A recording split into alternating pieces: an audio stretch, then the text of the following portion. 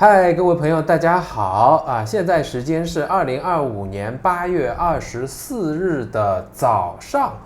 礼拜天。那我和王太又精选了周六发生的大马最重要的6条新闻。今天有6条新闻带给大家，而且今天是很轻松的。对，王太也来了，和大家打个招呼吧。假装今天是早上。大家早上好，对我们来说是今天的这个凌晨非常早的早上好，早晨，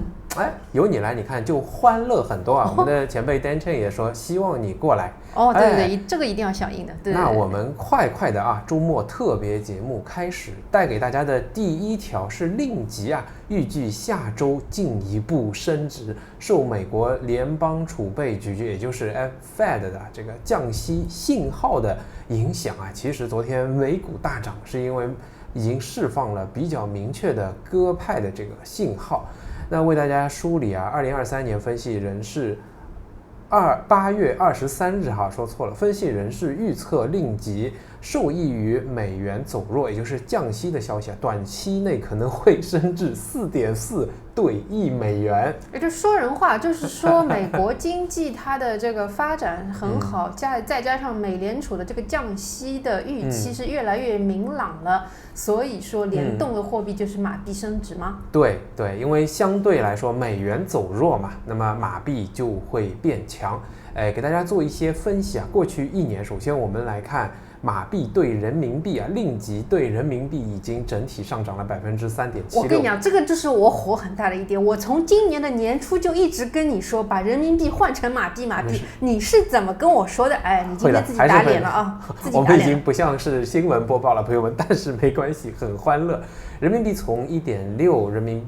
对马币变成了1.7。我们来看一下升值，其实对经济是会有影响的，有好有坏。我们已经做了一些分析来告诉大家。那么在2025年上半年，令吉对美元已经升值了5.3%，其实对 GDP 是有影响的，因为要知道大马还是一个以出口为主导的这样的一个经济体。我们之前在关税战的时候，4月份的时候给大家已经做过这个分析嘛。那么来看正面的影响呢，当然是降低进口成本与通胀的压力，使进口商品更加廉价，因为大马跟这个马币更加值钱了。预计呢可以将2025年的通胀控制在1.5到2个百分点，从而刺激国内的消费和投资。大马有一个叫 BNM， 就相当于我们的央行或者是美联储吧 ，Bank Negara Malaysia， 上半年通胀呢已经降得很低了1.3%。那第二个好处呢是吸引外资和资本流入，因为在马币在这里有更大的一个成长的空间，也可以改善财政的平衡。不过也是有比较明显的一个负面的影响首先削弱出口的竞争力使马来西亚出口如电子商品，我想这里主要就是指半导体和棕油，在国际市场上会变得更加昂贵。预计进出口对 GDP 的贡献要减少0.5%到1个百分点。这个关税战好像已经影响0.5个百分点，这个对大马的经济我觉得是有影响，也会造成行业不均衡和就业压力以及短期的波动风险。这个是大马的这个有可能虽然马币升值有很多好处不过也会带来这样的一些坏处，要播报给大家。对我来说也是坏消息，所以我决定今天等天大亮了之后呢，要紧急去采购一批就是牢牢的锁住现在特别是用支付宝支付，先锁住现阶段的这个汇率，能赚一点是一点。OK， 那我们来看第2条消息这条消息主要是由王太来准备的，我来告诉大家标题的题目是柔佛政府提议增加跨境出租车接送点这个说起来有一些拗口。那么王太已经有查过了是吧？你跟我们介绍一下是昨天报的一个怎样的一个消息呢？我是真没有想到，原来柔佛跟新加坡之间的这个交通工具，除了我们知道的这个大巴士之外，好像就只有两地的出租车，记住是出租车不是 e-hailing， 就是可以这样穿梭往返。而且就是对于出租车的话，2个国家各只有一个就是 drop off point 可以停，只有一个然后是下客。克，对，这是我也不知道只有一个点。那现在这一次就是马来西亚政府的柔佛政府这一边，他就是打算向新加坡这边提议，希望能够在两国把这个一个 drop off point 把它增加到5个。OK，这个是一个举措。第二个举措呢，也是希望说能够开放给 e-hailing 这个服务行业，将来除了这个 cab taxi service，那还有更多的这种网约车啊，可以自由的这个往返。然后很搞笑的就是这个接下来我可能你分配给我的另外一个新闻会有一点相似之处，你就会发现说。新加坡跟马来西亚就是有点好像两个人在打乒乓，然后你发过来个球，然后我没有接住之后，我也发一个很凶的球，直接 ace 得分。因为这个事情就是在这个月的月初，新加坡首先是查处了19辆。开到这个新加坡的马来西亚出租车乱停，就是没有在指定的drop off point 停车，然后以此作为一个 reaction， 就是马来西亚柔佛这边过了1周左右也进行了一个反查处，也是查处了若干新加坡的这个出租车。但是我们看到这样一个两边的查处之后，就有了柔佛政府的这样的一个打算，希望能够增加就是以输然后代替赌这样的一个措施，我觉得是非常积极的。也就是说，两边的合作其实还是挺好的。我也知道这条新闻呢，有柔佛的政治人物也出来和跨境车运营商啊进行会面，提出啊确实要增加，主要呢是新加坡的叫陆路交通局 LTA 啊，我猜是 Land Transition 这个 of Singapore Authority 吧。那它就像你讲的，它进行了打击。他们本来是有一个合法的跨境出租车方案的 CBTS， 可能就是 cross border 的。哎呀，这个打了以后，但是我也查到一些比较好玩的是，这个两边这大家真是你侬我侬，是互相离不开。因为这两边你知道吗？他们每天这个来来去去的跨境人流有多少个啊？每日跨境人数57万，而他们呢把这个称为叫非法乘车服务，用 Telegram 这样的社交媒体来预定私人 MPV 长期存在，然后有些司机日收入高达1000新币。我也特别好奇，就是如果有马来西亚或者新加坡的观众看到这个，能不能给我们科普一下，为什么历史上不能够放开这样的民间车辆这个相互自由通行，而是只是规定说是这个出租车才可以啊？这个说的我觉得特别好的一个问题啊，因为既然他们互相来往，应该并不需要签证嘛，对，那为什么在交通方式上又是受限的？就是说对人流对进出的方式还是有一定的管控，这个可能就是大家会知道的。对，而且我想就问一下，假如说我从柔佛的新山我要到新加坡去，然后我交了一个电召车，是完全就不能够通关过去新加坡了吗？对，你又是外国人，我想和大马人情况还不一样。大家来说，帮我们也出出主意，因为我们也有可能想试一试。也有很多新山的朋友是吧？你们肯定很清楚了哪个关怎么走，清清楚楚的来跟我们讲讲实际情况到底怎样的，好吧？这有点夹带私货了，谢谢大家帮忙。好，这是。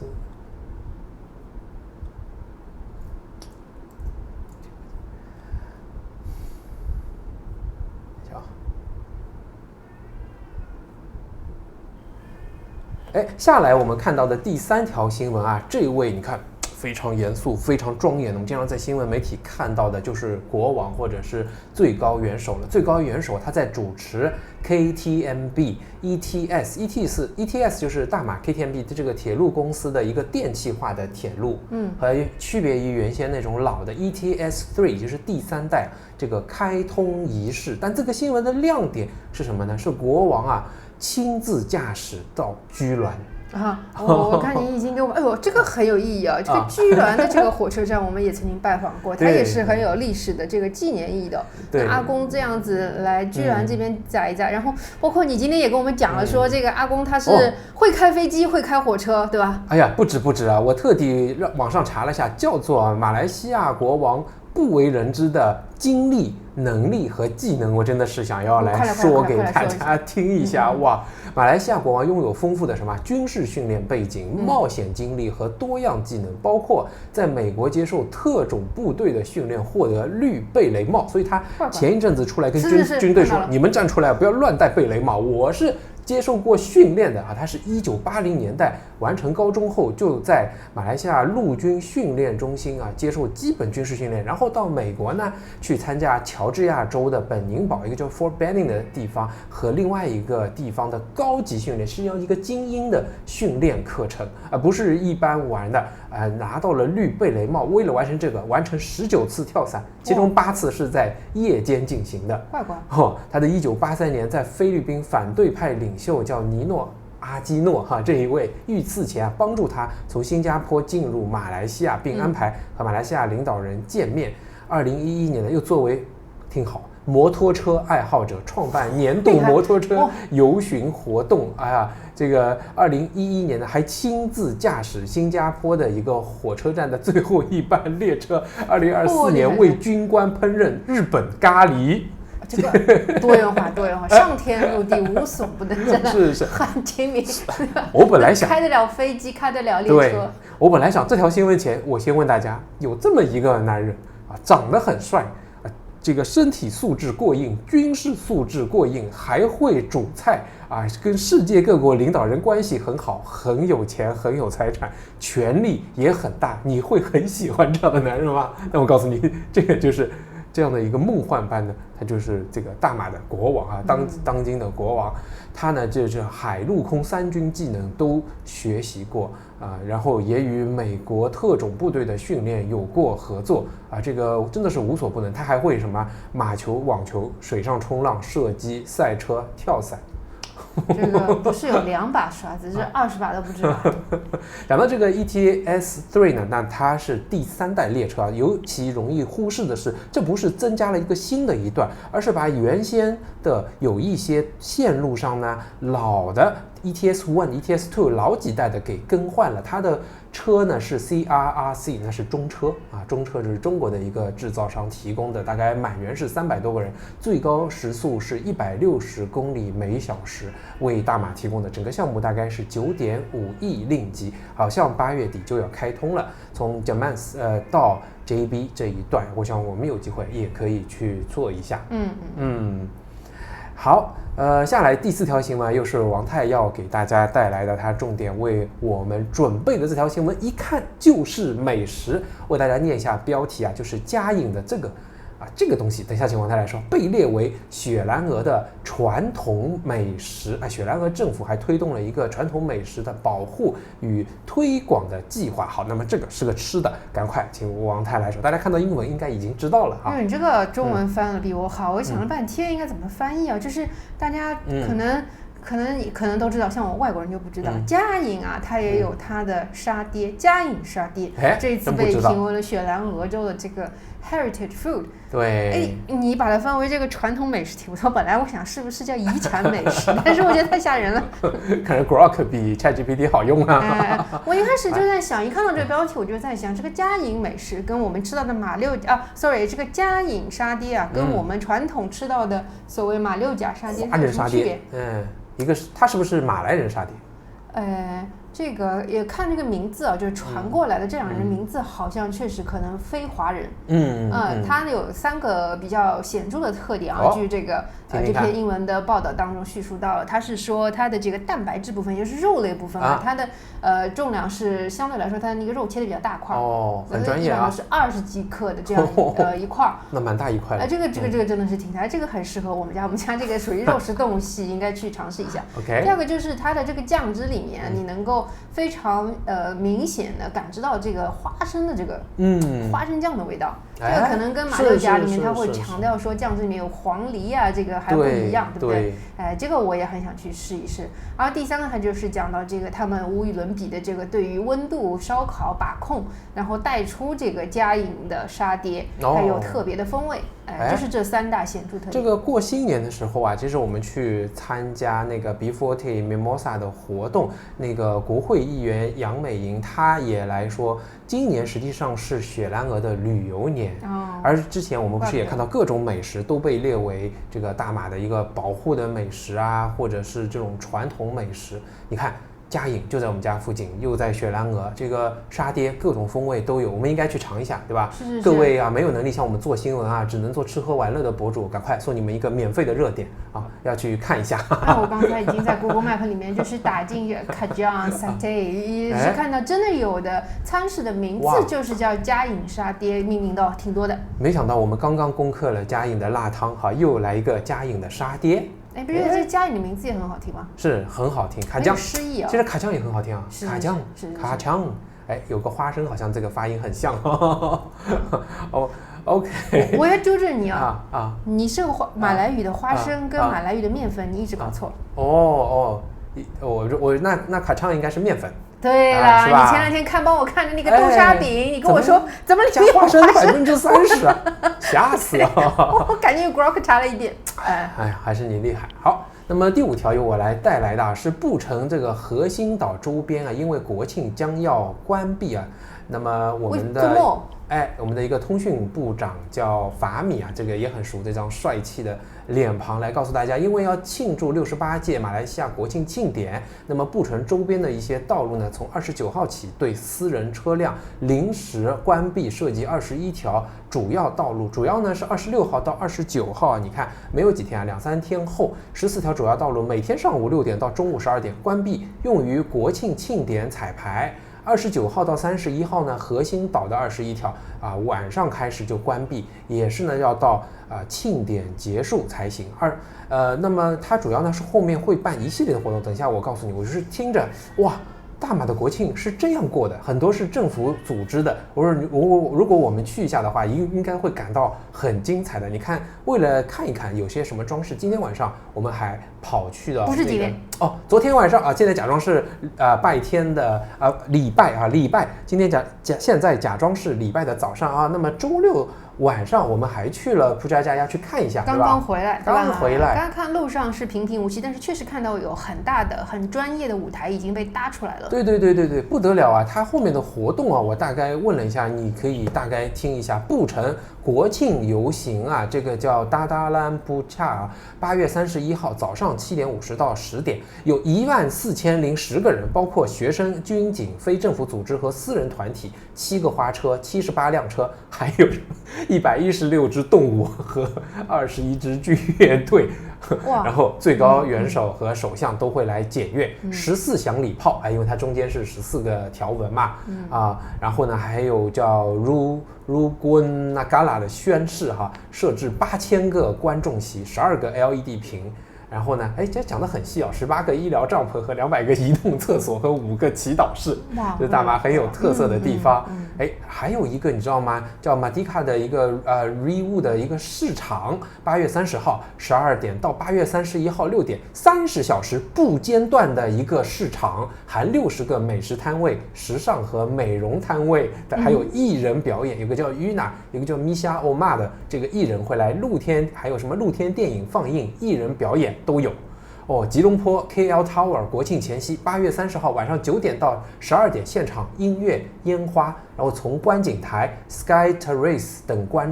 观看都有20块门票。这个列得很细。KLCC 有音乐表演，然后8月31号有免费瑜伽，10点30分有铜管乐的表演，还有 Central Market 这里有什么小型市场，强调的是人民、糕点、爱国等等，免费入场。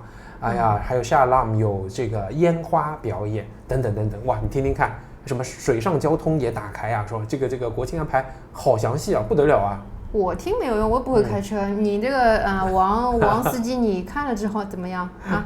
我是感觉这个大马庆祝国庆是很丰富的啊。我想中国可能也是，但我们没有近距离的接触过，所以我想我们还来得及1周啊。如果仔细规划一下，能去参加几个更加近距离、亲身的去体验一下大马是怎样欢度国庆的，那就会比较好。可能我就不要开车了。肯定是，我就不敢开车，肯定没地方停啊。行，那最后一条来带给大家，我为大家念一下标题啊，也是王太准备来给大家带来的是政府计划年底前要提交电子烟禁令啊，出了一个 memo。那么王太来跟大家介绍一下吧，这条新闻讲了一些什么呢？如果仔细读的话，其实它是讲说，就是在今年年底之前会出来一个有这个分阶段的一个具体的时间表，最终的目的是为了达成说要把电子烟去在马来西亚进行一个全面禁止的这样的一个法令。这个让我非常非常的好奇啊！我就在想，为什么要禁电子烟？比如你想，这个传统的香烟这边也没有100%禁止吧？去查了一下，用那个 Grok AI 帮我查了一下，我才知道说，在马来西亚的话，就这种电子烟呢，电子烟的店它经常是开在这个学校的附近，关键中学附近，所以这就导致了马来西亚的年轻人14到17岁这个年龄的年轻人在校学生好小啊，% 大概有16到17的人是在吸食这个电子烟的，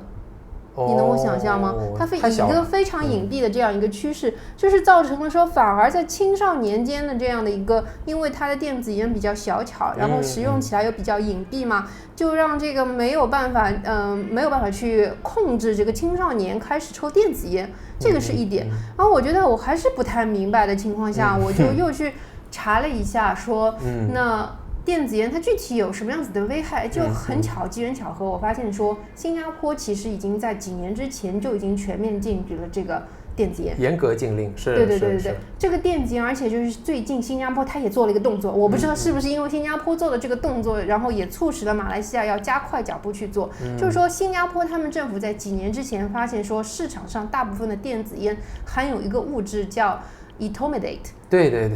毒品这个 etomidate 在这个医学上面是用于麻醉的，但是如果你在这个内服的这个电子烟的这个过程当中，可能会造成这个成瘾，还有对这个神经系统的一个永久性的伤害。所以在新加坡，它正在8月份做一个动作，是把这个叫 etomidate 把它放到所谓的叫 Misuse of Drug Act。就是滥用这个药品这个法案当中，把它归类为 C 类的这样一个限制性使用的这个药品。然后现在就是在马来西亚，他们也在做同样的这样的一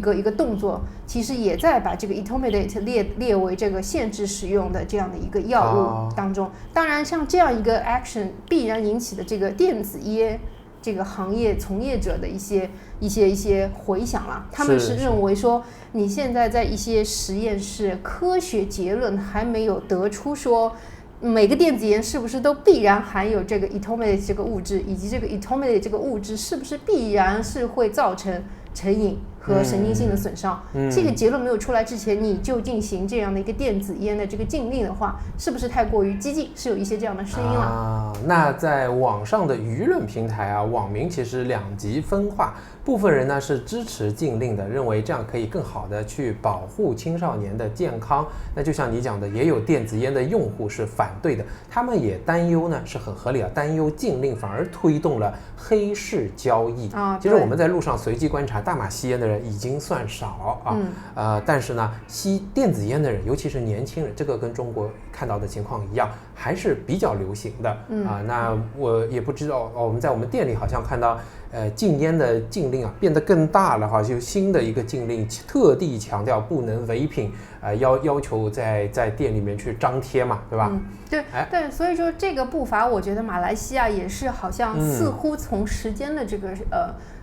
这个 timeline 上，好像是看到新加坡一些大的动作之后，我们看到它迅速的也是一些这个跟进的行动我最近也是从我们的观众群的聊天当中才知道，新加坡它为了禁止这个吸烟，就它将来要成为一个无烟国家，外国人就所有的人入境的时候是不能够携带任何外国品牌的这样一个香烟，一支都不行。如果你被查出来的话，就是首先是初犯，可能是教育，接下来就是重罚，甚至是坐牢。不过我觉得这也是好事情，这两兄弟又见贤思齐嘛，互相学习，真的是挺好的。那这个就是今天给大家带来的1、2、3、4、5、6条周末特别版王太有在。那么你对我们这样新的形式有些什么建议和想法，欢迎告诉我们。当然免费的点赞转发请来一下打赏最好，不然呢你想要支持还有一个办法，来看到上面的网站，到我们 OKOKA Store 为自己的国庆带来一些欢乐，可以去看一下。谢谢大家，我们今天对，我也想说这做这个挺好玩的。本来他丢给我的，老王你丢给我的3条，我觉得也没什么呀，没有什么很大兴趣。查着就发现说，可能用不上的不能马上用上的冷知识又多了一点。但是对马来西亚的了解又更深入一点。对，这只是一些小小的线索，帮助我们深入到大马的内里和背后。这也是我要做这个新闻的原因，通过了解大马来热爱大马。谢谢大家，拜拜。谢谢，早上好。